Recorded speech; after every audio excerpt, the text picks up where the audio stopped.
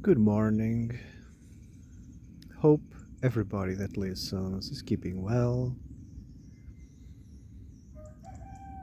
On my way here, I was thinking about how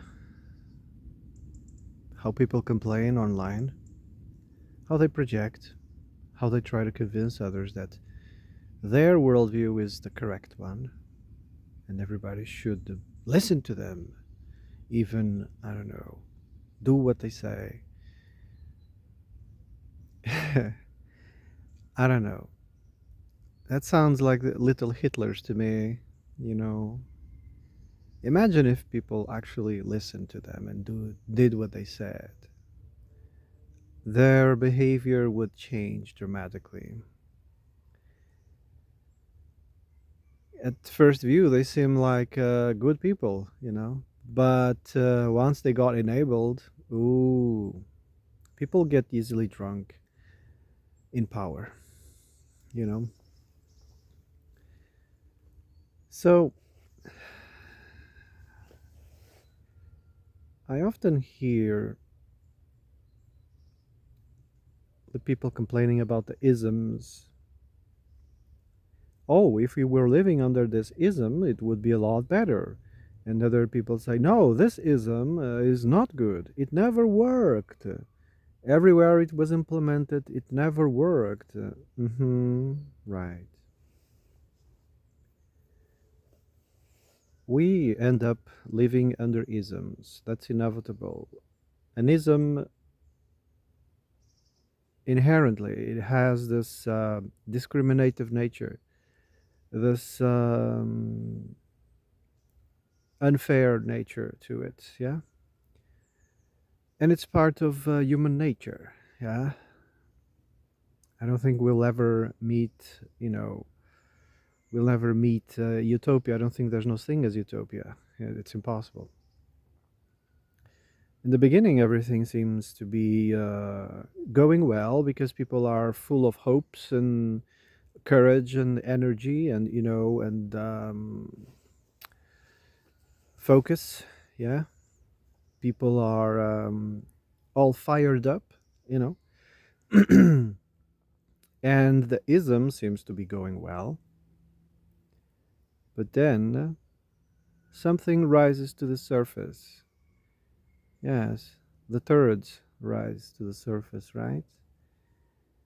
Whenever they find a crack, this is what I dislike about people the most is they are around you, always trying to find an angle. It's their nature. They're always trying to find an angle, trying to pierce your defenses, trying to pierce who are you? How do I tackle you? How do I get you? How do I It's constant mental machination. And this is everybody, especially when they are young. Children, for instance, they still haven't mastered, the way of hiding it. So they are very direct and blunt. They're always studying and trying to get you, study you. What's the angle? How do I? And you have to be it's very important that you be yourself and you stand your ground. If you're phony, oh, the children will notice it immediately. They lose all respect, and they may even, see advantages, and then might try to, copy it, to emulate it.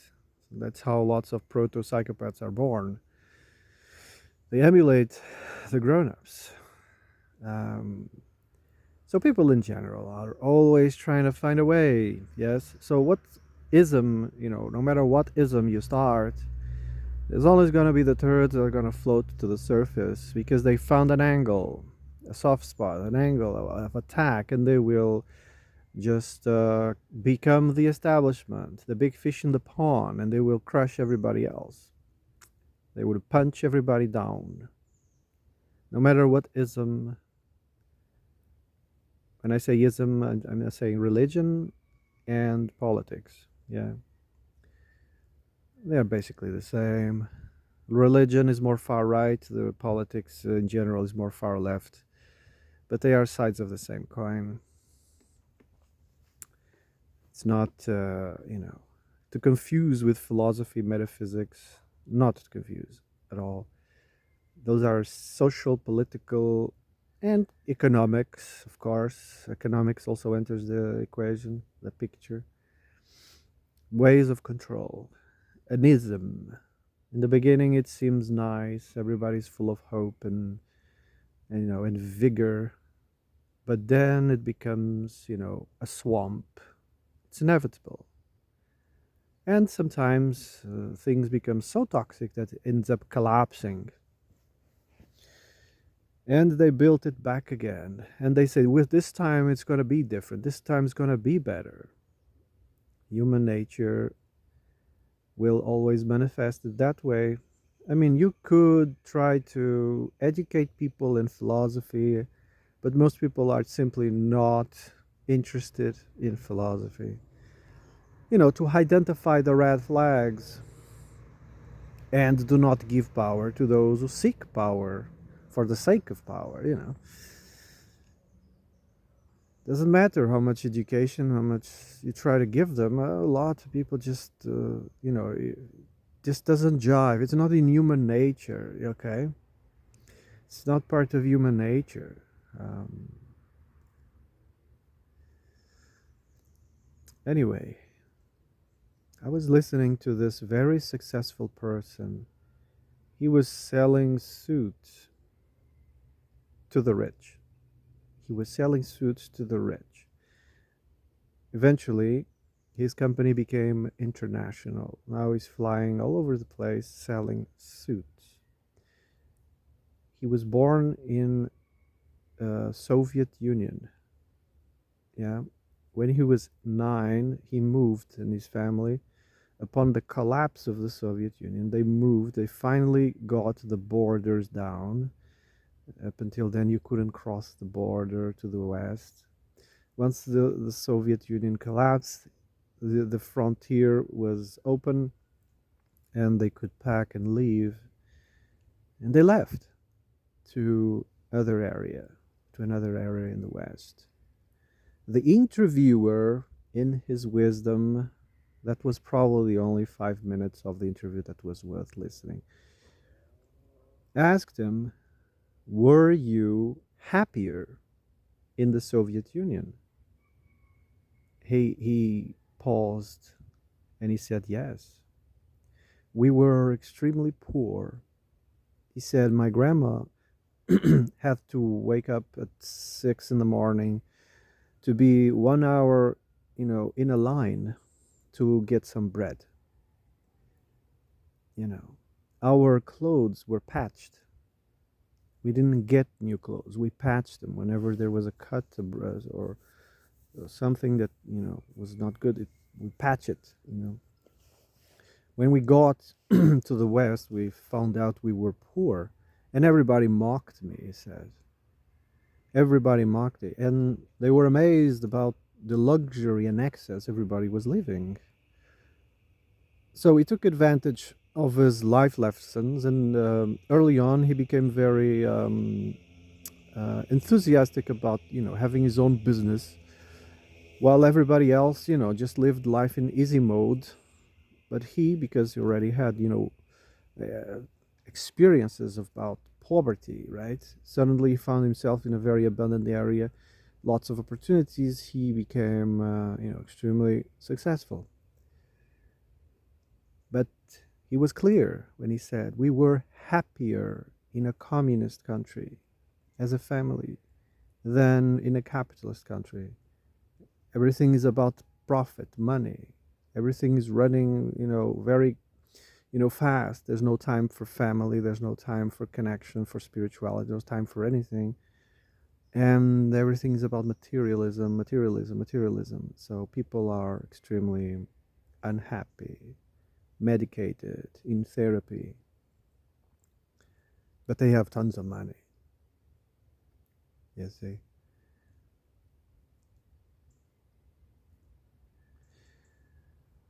There was this other interview I was listening to. It was this woman.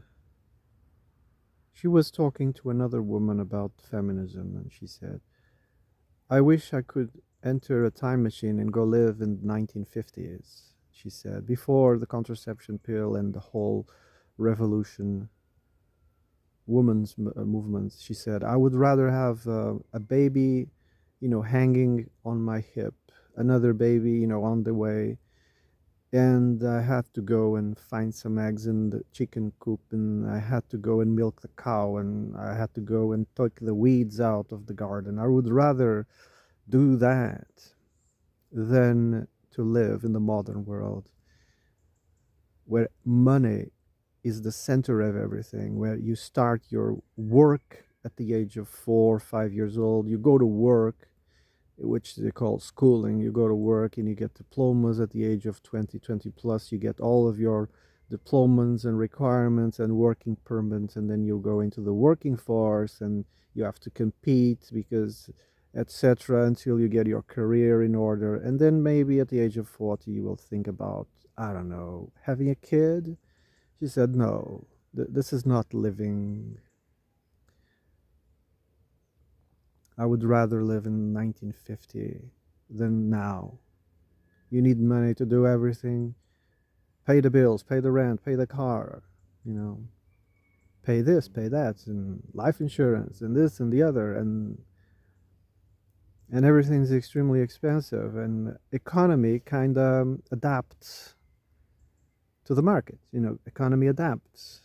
What a salary was enough in the 1950s, now it requires two, maybe more, maybe more. Now it requires three. You have to work extra.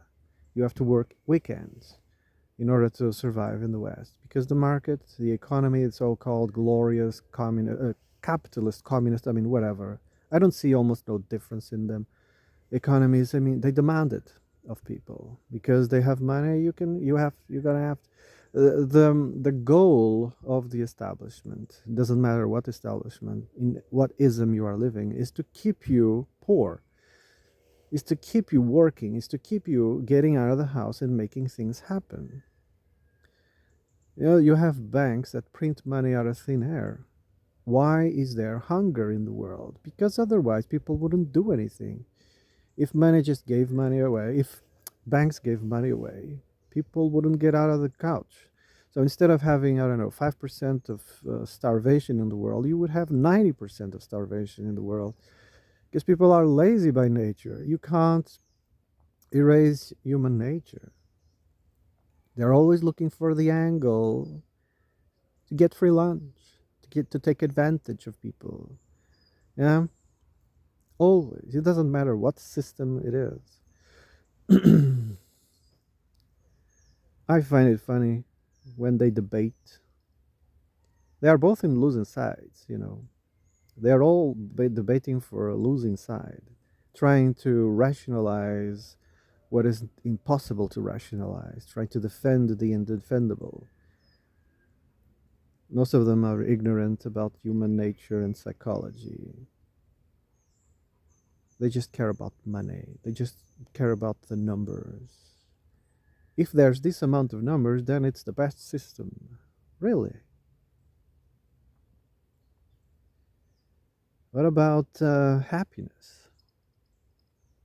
They don't, and that doesn't enter the equation. Happiness, love, spirituality. Oh, spirituality. That doesn't enter the equation at all. So, what system is the best? Well, there isn't one, to be honest. There isn't a system that is the best. There isn't. It was Aristotle or Plato or whatever that said, don't give power to those who seek power. You know, in every form of the democracy, it's been 30% and 70% slaves. Every system of democracy has always been like that. When they say we need more democracy, they are saying we need more elite.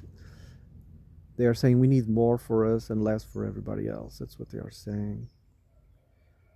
Either communism, capitalism, socialism is gonna make the rich richer and the poor poorer. That's its nature. That's what it does. And then it also eliminates the option of choice.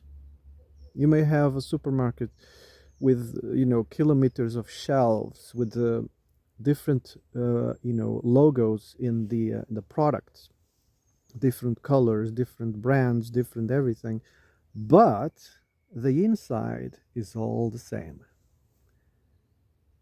If the inside is all the same, you're being scammed. Yeah, there's no diversity at all. There's no option. There's no choice. There's no choice at all. Look at vehicles. All vehicles nowadays are all the same. All phones are all the same. Clothing are all the same. It's all the same. Everything comes from the same place, and it's all extremely mediocre compared to, the 80s, the 70s, even the 90s. Products was good, the peak of human ingenuity, but they have been degrading ever since, becoming extremely mediocre. They want them to last, I don't know, a year, maybe. Because what? Capitalism, or should I say corporatism. They want to sell over and over again. And they are experts in marketing. That's what gets me. They are bamboozling you in your face, but with a bit of magic, with a bit of marketing, everybody just gets hypnotized. It's incredible. Everybody seems to be locked in their own psychosis, hypnotized. And the thing that these systems love is to have power, not over the mind of people, also over the body of people. Yeah? They force things on you. They force certain foods on you. It's no different than some religions that force prayer or force fasting or force a certain type of food or force you to avoid a certain type of food. Religions that do that. Political systems also do that. They love to have control over your body, over your autonomy. They like to micromanage every movement, every instance of your life, and they like to control your mind. Their methods are refined. Whenever there's a so-called breakthrough in technology, it's not a breakthrough in technology. It's just another way of them controlling you better. Technology nowadays is not in the service of humanity. I mean, look around you. It doesn't matter what ism you are living under, but everything is dysfunctional. It's dystopian. Have you ever noticed the size of trash that we produce? It just doesn't make any sense. My grandparents, they produced almost no trash in the time of my grandparents. There was no public dumpsters. Well, there was some, but not that often. That now there's a public dumpster like every so and so. They didn't produce any trash. Everything was reusable or burned. You could use it as Kindle. I mean, I don't know. It's the consumerist dystopia that we're living in is producing tons and tons of trash, and most of the trash that we produce is not recyclable. So it means it has to go someplace and to get rid of. They get rid of it. They throw it into the oceans. They send it to the third world countries. I don't know. This way of living is turning the whole world into a wasteland. Yeah, the whole world is being turned into a wasteland. Nobody seems to care about the environment. Really. I mean, look at the climate, buffoonery. If you're really concerned about why don't you do something, useful, active, plant a tree. Just that act, you are helping. Trees, they consume CO2, excess heat, you know. The chlorophyll in the leaves, they protect us from the sun. It's so simple. In cities, that's why cities are extremely warm. they are warmer. If you start measuring temperatures, they're going to be higher.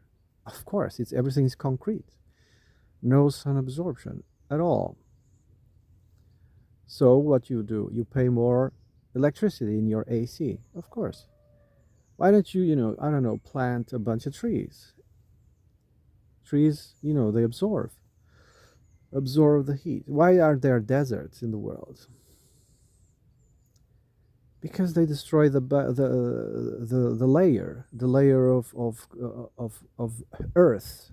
They destroy first. They chop down the trees, and then there's no layer. You see here, what we call black earth, terra preta. This is microorganisms that turn leaves into this black earth. You know, if you cut the trees, this goes away. It's pretty simple. I mean, people talk a lot of shit about, the ping pong country.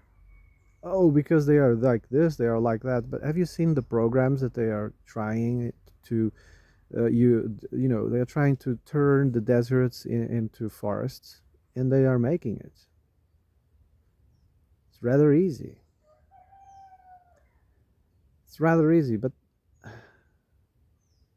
I suspect deserts, could be man-made. Yes, some of them happen naturally, but we, as the stewards of this world, we easily would stop a desert. It's very easy. Some of the deserts in the world are actually quite humid.